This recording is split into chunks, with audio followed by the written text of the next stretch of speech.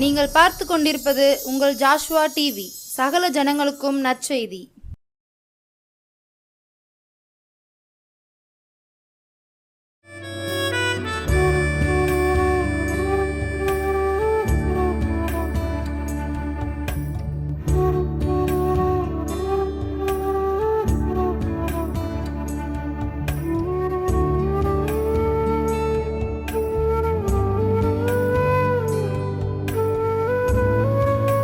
துதிக்கின்றோம் ஐயா, அன்பின் தெய்வமே துதிக்கின்றோம் கர்த்தாவே. பரிசுத்த ராஜாவே மக்கள் நன்றி. யூத ராஜ சிங்கமே துதிக்கின்றோம். நீ நடத்தி காத்து வந்து மீட்டு வந்த ஒவ்வொரு பாதைக்காக நன்றி கர்த்தாவே. உங்கள் வார்த்தை பெருக, உங்களுடைய வல்லமை பெருக, நான் செருக உதவி செய்யுங்க. எந்த நோக்கத்தோடு இந்த அடியனை இங்கே அழைத்தீரோ, எந்த நோக்கத்தோடு இந்த செய்தியை பகிர்ந்து கொள்ளத்தக்க கிருபை தந்தீங்களோ, நன்றி ஐயா கர்த்தாவே. உண்மை நம்பினோருக்கு ஒருபோதும் வெக்கப்பட்டு போகுவது அல்ல என்பதை பார்க்கின்றோம். உங்களுடைய கிருபை, இரக்கம், தயவு இதை காண்கின்ற ஒவ்வொரு உள்ளத்திலும் கர்த்தாவே ஆவிக்குரிய கண்கள் திறக்கப்பட, கர்த்தா 1 100 10 100 பெருகத்தக்க வல்லமையும் கிருபையும் ஒவ்வொருவருக்கும் தந்து நீர் வழிநடத்த வேண்டும் என்று இயேசு நாமத்தில் கேட்கிறோம் நல்ல பிதாவே, ஆமென். துதிக்கின்றோம் ஐயா, சர்வ வல்லவரே மக்கள் நன்றி. அநேக நாட்களில் அநேக விஷயங்களுக்காக நாம் செபித்து கொண்டிருக்கின்ற உண்மைதான். அநேக நாட்களாக நான் செபிக்கின்றேன், என்னுடைய ஜெபம் இன்னும் கேட்கப்படவில்லை. அநேக நீங்கள் எதிர்பார்க்கலாம், உண்மைதான். அந்த ஜெபத்தில் விடுதலை இல்லையே, ஜெபத்தில் பதில் இல்லையே, என்ன செய்வேன், நான் யார்கிட்ட சொல்லுவேன் அப்படிங்கிற ஒரு வேதனையில் அநேகர் இருக்கிறீங்க, உண்மைதான். ஆனால் சில விஷயங்களை தேவன் தாமதப்படுத்துகிறார், சில விஷயங்களை துரிதமாக நடத்துவார், உண்மைதான். ஆனால் ஒன்று, எல்லாமே தேவ திட்டம் இல்லாதபடி நடக்காது. கர்த்தர் முன்குறித்த தேவன், ஒருபோதும் ஒருவரையுமே தேவன் வெட்கப்படுத்த மாட்டார் என்பதை பார்க்கின்றான். இந்த நாட்களில் நல்ல மழை, அந்த மழையின் மூலமாக சில பேர் பாதிக்கப்பட்டிருக்கலாம், சில பேர் உடம்பு முடியாமல் இருக்கலாம், அநேக நெருக்கங்கள், பாடு உபத்திரங்கத்தில் கூட நீங்கள் கடந்து வந்திருக்கலாம், உண்மைதான். ஆனால் விலகின நேரத்தில் உங்களுடைய விலகினம் கர்த்தருடைய நாமத்தின் நிமித்தம் பலவான்களாக மாற்றுகின்ற தேவனாக இருக்கின்றார், பலப்படுத்துகின்ற தேவனாக இருக்கின்றார். இந்த விசுவாசம் நமக்குள்ளாக காணப்பட வேண்டும். எத்தனையோ ஜனங்கள் இதை வாரந்தோறும் ஆண்டோடைய பெரிய கிருபை நாள் புதன்கிழமை 7 முதலாக மாலை 7:20 வரையிலும் இந்த செய்தியை நீங்கள் கேட்டுக்கொண்டு இருக்கின்றீர்கள். தேவநாம மகிமைப்படும்படியாக நீங்கள் இந்த செய்தியை பார்த்து தேவன் உங்களை தொடும்படியாக, தேவன் உங்களை ஆசீர்வதிக்கும்படியாக, உங்களுடைய தேவைகள் சந்திக்கும்படியாக, ஜெபத்திற்கு உடனே பதில் கிடைக்கவில்லை என்ற ஒரு அங்கலாய்ப்போடு அநேகர் இருக்கலாம், உண்மைதான். பதில் உண்டு, தேவ சமூகத்தில் பதில் உண்டு. மனிதன் மத்தியில் பதில் இல்லாவிட்டால், உங்களோட ஊழியர் மத்தியில் உங்களோட பதில் இல்லாவிட்டால், உங்களுடைய நேசர் மத்தியில் பதில் உண்டு உண்டு என்ற விசுவாசம் காணப்பட வேண்டும் என்பதை பார்க்கின்றோம். அவருடைய கிருபை என்றும் பொழுது, தேவ திட்டத்தை நிறைவேற்றும் பொழுது அநேக கண்கள் ஆச்சரியப்படத்தக்க வழிவாசலை தேவன் தருகின்ற தேவனாக இருக்கின்றார். செய்தியின் தலைப்பு, ஜெபத்திற்கு உடன் பதில். அருமையான எலியா தீர்க்கதரிசியை பார்க்கின்றோம். 1 ராஜாக்கள் 17ஆம் அதிகாரம் 10 முதலாக 16 வரையிலும் நாம் பார்க்கின்றோம். எலியா கர்த்தருடைய வார்த்தைக்கு கீழ்ப்படிந்து விதவை வீட்டிற்கு சென்றார். அந்த விதவை வீடு ஆசீர்வதிக்கப்பட்டது என்பதை பாருகின்ற. ஒன்றுமே இல்லை அவங்ககிட்ட அந்த நேரம். எலியா போகிற வரைக்கும் அங்கே எதுவுமே கிடையாது, ஒன்றுமே இல்லை. கொஞ்சம் மாவு, கொஞ்சம் எண்ணெய் இருக்குது. ஆனாலும் இருப்பதை கொண்டு உயர்த்துகின்ற தேவன், நம்முடைய விசுவாசம் தளர்ந்து போகாதபடி உயர்த்துகின்ற தேவன் என்பதை பார்க்கின்றோம். விதவை வீட்டிற்கு ஆசீர்வாத தேவன் தந்தார். உங்களிடத்தில் கொஞ்சம் இருக்குமானால் அதில் கீழ்ப்படிதல் வேண்டும் என்பதை பார்க்கின்றோம். அந்த விதவை வீட்டில் மாமும் எண்ணெயும் செழிப்பாக தேவன் நடத்தினார். நீங்கள் கர்த்தரை நம்பி நன்மை செய்யும் பொழுது அங்கு வறட்சியை மாற்றி செழிப்பை தருகின்ற தேவனாக இருக்கின்றார். வறட்சி மாறும், வறட்சி விலகும். வறட்சி எங்கே இருக்குன்னே தெரியாது. ஏனென்றால் உங்களுக்குள்ளாக இருக்கக்கூடிய வித்து கர்த்தருடைய வசனம். எளிய தீர்க்கதரிசி அந்த இடத்துல போன பின்பாக ஒரு மாற்றத்தை, ஒரு செழிப்பை, ஒரு ஆசீர்வாதத்தை கட்டளையிட்டார் என்பதை பார்க்கின்றான். கர்த்தருடைய ஆசீர்வாதத்தின் கரம் நம்மளோடு ஆளுகை செய்யும் பொழுது அந்த இடத்தில் குறைவுகள் ஏற்படாது, குறைவுகளை நிறைவாக்குகின்ற தேவனாய் என்பதை பார்க்கின்றோம். 1 ராஜாக்கள் 17ஆம் அதிகாரம் 1 முதலாக 6, 7 இந்த வசனங்களை நாம் பார்க்கும் பொழுது, ஆகாப்பை நோக்கி கர்த்தருக்கு முன்பாக நிற்கிற எலியா கர்த்தருடைய ஜீவனை கொண்டு சொல்லக்கூடிய வார்த்தை, இந்த வருஷம் பனியும் பெய்யாது மழையும் பெய்யாது இருக்கும். கர்த்தருடைய வார்த்தைக்கு கீழ்ப்படிந்த எலியா தேசத்தின் மழையும் பனியும் பெய்யவில்லை. ஆதலான அந்த வசனம், அந்த விசுவாசம் அவருக்குள்ளாக காணப்பட்டது. கர்த்தருடைய தீர்க்கதரிசி எலியா இவளுக்கு இரவு, அதாவது அதிகாலையிலும் சாயந்தர நேரங்களிலும் காகத்தின் மூலமாக தேவன் விசேஷமாக போஷிக்கின்றார் என்பதை பார்க்கின்றோம். அது சாதாரண உணவல்ல, இறைச்சியை புசிக்கத்தக்க தேவன் கொண்டு வந்து கொடுக்கக்கூடிய வாய்ப்பு ஒரு காகத்திற்கு தந்திருப்பார் என்றால், உங்களையும் என்னையும் போஷிப்பதற்கு எவ்வளவு லகுவாக தேவன் நடத்துகிறார். அநேக நன்மைகளை தேவ சமுத்திரம் மறந்து விடுகின்றோம். கடந்த ஆண்டுகள் எவ்வளவோ நாம் சில காரியங்களில் கர்த்தருடைய சமூகத்தில் நன்றி சொல்ல நாம் பின்வாங்கி இருந்திருக்கலாம், மறந்திருக்கலாம். ஆனால் இந்த ஆண்டில் நீங்கள் ஒரு தீர்மானம் பண்ணுங்கள் தேவ சமூகத்தில், ஆண்டவரே என்னால் ஒன்றுமல்ல, உங்களுடைய கருத்தினால் களிமண்ணும் அற்பமும் தூசியுமாக காணப்படுகின்றன கர்த்தாவே. அருமையான பாடுள்ள மனுஷன் எலியாவை கொண்டு நீர் அப்படி நடத்தியிருப்பீர் என்றால், இன்றும் எங்களை கொண்டு நடத்த நீர் வல்லமையுள்ள தேவன் ஐயா. 1 ராஜாக்கள் 18ஆம் அதிகாரம் 21 முதலாக நாம் பார்க்கும் பொழுது, மனிதன் கைவேலையால் செய்யப்பட்டவைகளில் வல்லமை கிரியைகள் இருக்காது என்பதை பார்க்கின்றோம். இந்த வசனத்தின்படி நாம் பார்க்கின்றோம். ஜனங்கள் எவ்வளவோ போராடி பார்த்தும் அந்த ஜனங்கள் நம்பியிருந்த தெய்வத்திடத்தில் அந்த விக்கிரத்திலிருந்து ஒரு சத்தமும் பிறக்கவில்லை, மறு உத்தரவும் வரல. ஜனங்கள் மிகவும் சோர்ந்து போனார்கள். மத்தியான வேளையில் கத்திகளால் குத்தி அந்த கீறிய இரத்தத்தை சிந்துகின்றார்கள். எந்த உத்தரவும் அந்த இடத்துல வரல. ஜீவன் உள்ள இடத்துல ஜீவன் இல்லாத காரியங்களை நாம் எதிர்பார்க்க முடியாது.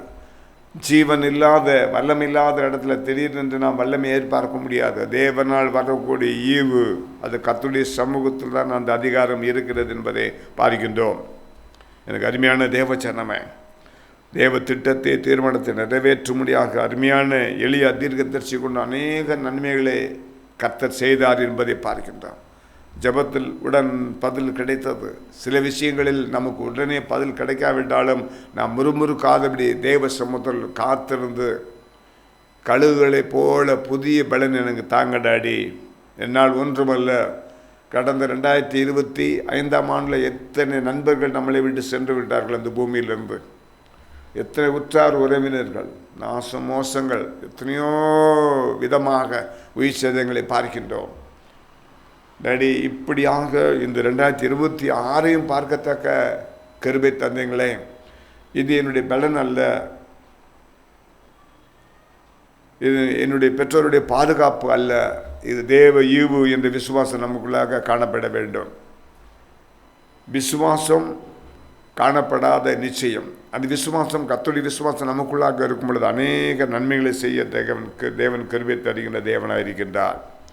சங்கீதம் 90ஆம் அதிகாரம் 1ஆம் வசனத்தில், தேவர் தலைமுறையாக எங்கள் அடைக்கலம். தேவனுடைய தாசன் மோசேயுடைய ஜெபத்தை பார்க்கின்றோம். தலைமுறையாக எங்களுக்கு நீர் அடைக்கலம் ஆண்டார். நாங்கள் எங்கு செல்வோம் ஐயா? ஆரம்பம் முடிவும் நீங்கள் தானே டாடி, வேறு யார் எங்களுக்கு இருக்கா? சங்கீதம் 90ஆம் அதிகாரம் 17ஆம் வசனத்தில் தேவனுடைய தாசன் மோசேயின் ஜெபம், எங்கள் கைகளின் கிரியைகளை எங்களிடத்தில் உறுதிப்படுத்தும். ஆம், எங்கள் கைகளின் கிரியை எங்களிடத்தில் உறுதிப்படுத்தும். அநேக கைகளினுடைய கிரியைகள் இருக்கிறது, ஆசீர்வாதங்கள் இருக்கிறது. ஆனால் அனுபவிக்க முடியாதபடி இந்த உலகத்தை விட்டு சென்ற நபர்களை நாம் பார்க்கின்றோம். கிருபை, அதை நாம் தற்காத்து கொள்ள வேண்டும். தேவனுடைய கிருபையை நாம் தற்காத்து கொள்ள வேண்டும். தேவ ஈவு, தயவு, அன்பு என்ன என்பதை அறிந்து புரிந்து நாம் செயல்படும் பொழுது தேவன் ஒருபோது வெட்கப்படுத்தவே மாட்டார். சில நேரங்களில் சில வேளைகளில் வெட்கப்பட்டது போல தெரியும், ஆனால் தேவன் வெட்கப்படுத்தவே மாட்டார். அந்த இடத்தை நமக்கு ஒரு பந்தி ஆயத்தப்படுத்தி என்னை நாள் அபிஷேகம் பண்ணுகின்ற தேவனாக இருக்கின்றார். அருமையான அந்த இடத்துல 1 ராஜாக்களை 18:22 பார்க்கும். கர்த்தரின் தீர்க்கதரிசி மீதம் உள்ள ஒரே ஒரு தீர்க்கதரிசி எலியா ஒருவன் மட்டும் அந்த இடத்துல நம்ம பார்க்கின்றோம். 450 பாகாலுடைய தீர்க்கதரிசி அந்த இடத்தில் இருக்கின்றார்கள். எனக்கு அருமையான தேவச்சனம், எல்லாரையும் நாம் நேசிக்கக்கூடிய பிள்ளைகளாக நாம் வாழ வேண்டும். இந்த பூமியில் யாரும் நாம் வெறுப்பதற்கு நமக்கு தேவன் அப்படிப்பட்ட ஒரு இது தரல. வெறுக்கவே கூடாது. நம்மளை போல பிறரையும் சொந்த சகோதரனை போல சொந்த சகோதரியை போல பெற்றோரை போல நாம் பிறரை நேசிக்கும் பொழுது தெய்வ சமூகம் நம்மளை நேசிக்கும், பாதுகாப்பு தரும். ஒருவருமே அற்பமாக நாம் எண்ணாதபடி நம்மளை நாம் காத்துக்கொள்ள வேண்டும். தேவத்திட்டம் நிறைவேற வேண்டுமென்றால் தங்கள் பாவங்களை விட்டு திரும்பினால் பரலோகத்தின் தேவன் கேட்பார். நாம் முறையிடும் பொழுது தேவ திட்டத்தை நம்முடைய வாழ்க்கையில் நிறைவேற்றுகின்ற தேவனாக இருக்கின்றார். 3 முறை பலிபீடத்தில் 12 குடம் தண்ணீரை ஊற்றப்பட்டது என்பதை பார்க்கின்றோம். அவருடைய வாழ்க்கையில் எலியா அந்த பாகாலை சார்ந்தவர்களுக்கு இந்த அக்னியின் மூலமாக நீங்கள் எப்படியும் உங்களுடைய தெய்வத்தை கூப்பிடுங்க, வரும். அலுவலக விஷயமாக போயிருப்பாங்க, கூப்பிடுங்க, வல்லமை எதுவுடையது என்பதை பார்ப்போம். இப்படி முக்கியத்துவம் கொடுக்கிறார். அந்த ஆகாலை சேவிக்கின்ற பிள்ளைகளுக்கு ஜனங்களுக்கு முதலாவது அந்த ஆராதனையை செய்து உங்களுடைய தேவன் வருவாரா, வந்து நன்மை செய்யட்டும், ஜனங்களுக்கும் உங்களுக்கும் பூமிக்கும் செய்யட்டும் என்று நேரத்தை தருகின்றார். ஆனால் அவர்கள் எல்லாம் செய்கின்றார்கள். உத்தரவு ஒரு இடத்திலிருந்து வரவே இல்லை. 1 ராஜாக்கள் 18ஆம் அதிகாரம் 37 முதலாக 40 வரை நாம் பார்க்கும் பொழுது எலியாவின் பலியை கர்த்தர் ஏற்றுக்கொண்டார். தம்மை தாழ்த்தும் பொழுது உடன் பதில் கிடைக்கிறது. என் ஜெபத்தை கேட்டருளும். அக்னி இறங்கி அந்த சர்வாங்க தகனம் பலியும் விரவுகளையும் கற்களையும் மண்ணையும் பட்சித்து வாய்க்காலில் இருந்த தண்ணீரையும் நக்கி போட்டது என்பதை பார்க்கின்றோம். இது தேவனுடைய திட்டம். இதை கண்டதும் ஜனங்கள் எல்லோரும் முகம் குப்புற விழுந்து கர்த்தரே உண்மையான தெய்வம் என்ற அந்த ஆர்ப்பரிப்போடு, அந்த விசுவாசத்தோடு, பயத்தோடு, நடுக்கத்தோடு கண்டார்கள் என்பதை பார்க்கின்றோம். அந்த இடத்தில் எலியாவின் மூலமாக கர்த்தரை குறித்து விசுவாசம் இல்லாத பாகாலின் தீர்க்கதரிசி 480 பேர் வெட்டப்பட்டார்கள் என்பதை பார்க்கின்றோம். நான் சொல்ல அருமையான வேத வசனம் 1 ராஜாக்கள் 18ஆம் அதிகாரம் 37 முதலாக 40க்குள்பட சொல்லப்படுகிறது. தேவ திட்டத்தை நிறைவேற்றும் பொழுது அது மனிதன் தடை செய்ய முடியாது என்பதை நாம் பார்க்கின்றோம். கர்த்தருடைய பிள்ளைகள் நாம் அறிந்து கொள்ள வேண்டும்.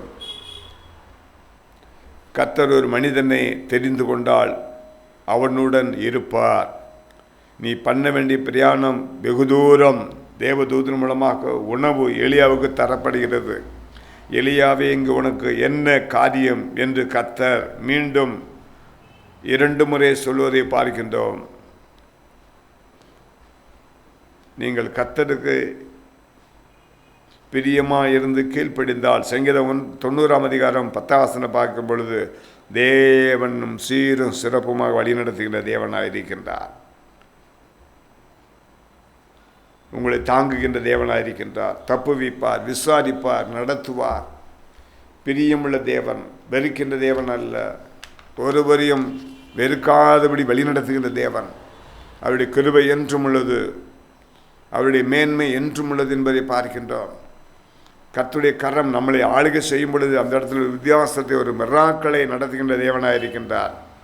அருமையான 2 ராஜாக்கள் 23ஆம் அதிகாரம் 14வது வசனத்தை நாம் பார்க்கும் பொழுது கர்த்தருக்கு பிரியமில்லாததை விட்டுவிடுதல், கட்டுகளை உடைத்தெறிதல். 2 ராஜாக்கள் 23:15 நம்ம பார்க்கும் பொழுது இஸ்ரவேல் ஜனங்களை பாவம் செய்ய தூண்டக்கூடிய ஒரு சூழ்நிலையை பார்க்கின்றோம். வேண்டாம், அதை விட்டுவிடுங்கள், அருவறுத்து சுட்டெரிக்கக்கூடிய சுட்டெரியுங்கள் என்று சொல்லும் பொழுது அந்த இடத்துல ஒரு மிராக்களை, நன்மைகளை பார்க்கின்றோம். இஸ்ரவேல் ஜனங்களை பாவம் செய்ய தூண்டின நேபாத்தின் குமாரனாகிய எபிராயாம் உண்டாக்கின அருவருப்பை சுட்டெரித்தான். அங்கு தேவனுடைய திட்டம் இல்லாதபடினால் அங்கு சுட்டெரிக்கப்படுகிறது என்பதை பார்க்கின்றோம். எவைகள் சுட்டெரிக்கப்பட வேண்டும்? அங்கு சுட்டெரிக்கப்பட வேண்டும். ஒரு மேன்மையை பெற்றுக்கொள்ள வேண்டுமென்றால் கர்த்தருக்கு அருவருப்புகளை நாம் விட்டுவிட வேண்டும் என்பதை பார்க்கின்றோம். நியாயாதிபதிகள் 11ஆம் அதிகாரம் 24வது வசன பிரகாரம், எங்கள் தேவனாகிய கர்த்தர் எங்களுக்கு முன்பாக துரத்துறவர்களின் தேசத்தை எல்லாம் தங்களுக்கும் கட்டி கொள்ளுகிறோம் என்பதை பார்க்கின்றோம். சங்கீதம் 55ஆம் அதிகாரம் 16, 17, 18 பார்க்கும்பொழுது, கர்த்தரை நோக்கி கூப்பிடுவேன், கர்த்தர் என்னை ரட்சிப்பார்.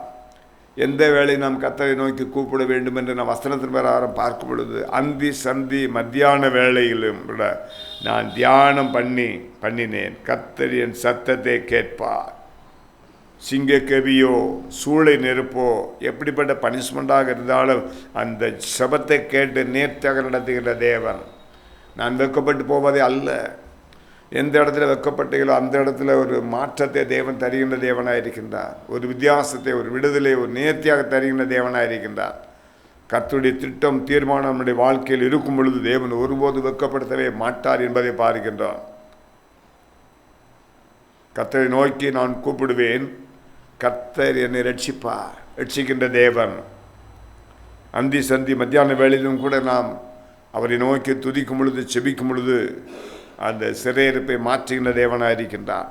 தானியேல் 6ஆம் அதிகாரம் 10ஆம் வசனம் பார்க்கும், இன்று கர்த்தரை ஸ்தோத்தரிக்கவே செபிக்கவோ கூடாது சட்டம் பதியப்பட்டது தானியேலுக்கு.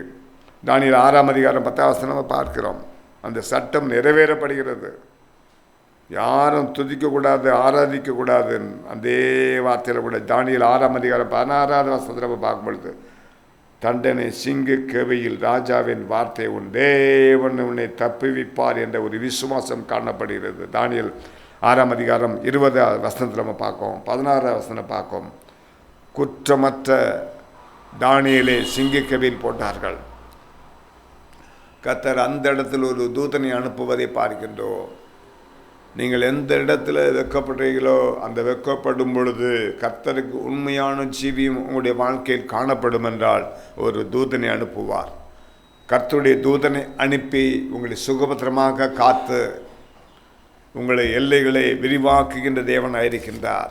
அது மட்டுமல்ல, தேவ திட்டத்தை நிறைவேற்றும் பொழுது கர்த்தர் நல்லவர் என்பதை ருசிக்கத்தக்க தேவன் கிருபை தருகின்ற தேவனாக இருக்கின்றார். எவ்வளவோ மேடு பள்ளங்கள் வரலாம், உண்மைதான். கர்த்தருக்காக நம்மளை நாம் அர்ப்பணிக்கும் பொழுது, தேவ திட்டத்தை நிறைவேற்றும் பொழுது தேவன் ஒருபோதும் நம்மளை வெட்கப்படுத்தவே மாட்டார் என்ற விசுவாசம் அந்த இடத்துல நாம் காணப்பட வேண்டும். துக்கங்கள், பாடுகள், உபத்திரங்கள் நிறைய வரலாம். எனக்கு அருமையான தேவச்சனமே, அதிகாலையில் நின்று தேடுகிறவன் கண்டடைவான் என்பதை பார்க்கின்றோம். அதிகாலையில் கர்த்தரை தேடுங்க.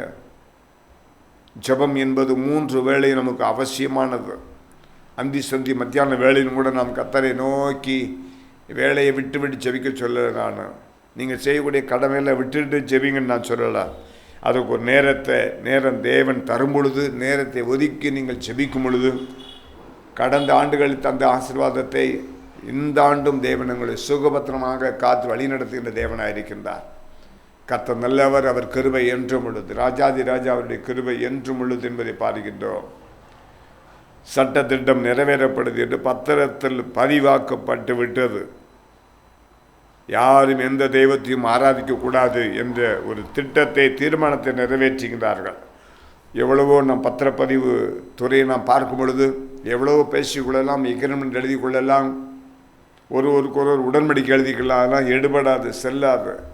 ஆனால் பத்திரப்பதிவு துறையில் போய் ஒரு பத்திரத்தை கிரயமோ தானமோ நன்கொடையமோ உயிரோ எதுவும் எழுதிவிட்டோம் என்றால் அதற்கு பின்பாக எதுவுமே நாம் பேச முடியாது என்பதை பார்க்கின்றோம். பதிவாகிவிட்டது. அந்த அரசுக்கு முன்பாக பதிவேற்றம் ஆகிவிட்டது. அதை ஒன்றும் செய்ய முடியாது என்பதை பார்க்கின்றோம். அதே போல இந்த இடத்தில் துதிக்கக்கூடாது, ஆராதிக்கக்கூடாது என்ற பத்திரம் பதிவாகிவிட்டது. ராஜா முத்திரை அதில் பதிக்கப்பட்டு விட்டது. அதுக்கு மீறக்கூடாது என்பதை பார்க்கின்றோம். ஆனால் தானியேலை நாம் பார்க்கும் பொழுது அவர் எதற்கும் மீறவில்லை. தினசரி செய்த வேலையே அந்தி சந்தி மத்தியான வேலையிலும் கூட செய்து கொண்டு இருக்கின்றார். திடீரென்று ஒரு தெய்வத்தை அவர் தேடவில்லை. ஆரம்பத்தில் வைத்த அந்த அன்பை, தெய்வீக அன்பை கர்த்தருக்குள்ளாக மீண்டுமாக அதை புதுப்பித்துக் கொள்கின்றார். அனுதினமும் அந்தி சந்தி மத்தியான வேளையிலும் கூட அவர் ஜெப வேளையில் சரியாக இருந்தார். தானியேல் வரக்கூடிய தண்டனைக்கு அவர் பயப்படலை. தேவன் என்னோடு இருக்கின்றார். எனக்கு அருமையான தேவச்சனமே, நாளின் செய்தியை தலை பார்க்கும் பொழுது செபத்திற்கு உடன் பதில் என்பதை பார்க்கின்றோம். அநேக காரியங்களில் செபத்திற்கு நாம் உடன் பதிலை எதிர்பார்க்கின்றோம். தேசம் முழுமையாக, உலகம் முழுவதும் ஒவ்வொரு ஜனங்களும் எதிர்பார்க்கின்றார்கள். உண்மைதானே? அந்த செபத்திற்கு நாம் உடனே பதிலை எதிர்பார்க்கின்றோம். பதில் தருகின்ற தேவன், ஒருபோதும் நம்மளை ஒருவரையும் வெட்கப்படுத்தாத தேவன் என்பதை பார்க்கின்றோம்.